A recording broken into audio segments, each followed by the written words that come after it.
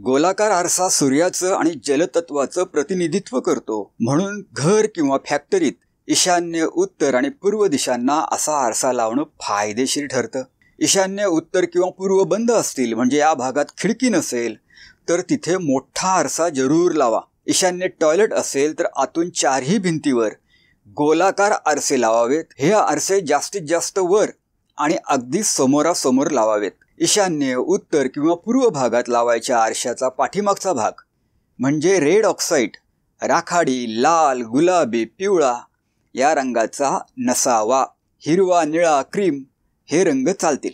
आग्नेयचा पूर्व भाग आणि वायव्याचा उत्तर भाग या दोन्ही ठिकाणी आरसे बसवणं व्यवसायासाठी फायदेशीर ठरतं. दक्षिण नैऋत्येला मोठी खिडकी असेल किंवा बाल्कनी असेल तर तिकडे तोंड करून आरसा बसवावा. पूर्ण माहितीसाठी आरशाचं वास्तुशास्त्र हा लॉंग व्हिडिओ बघावा.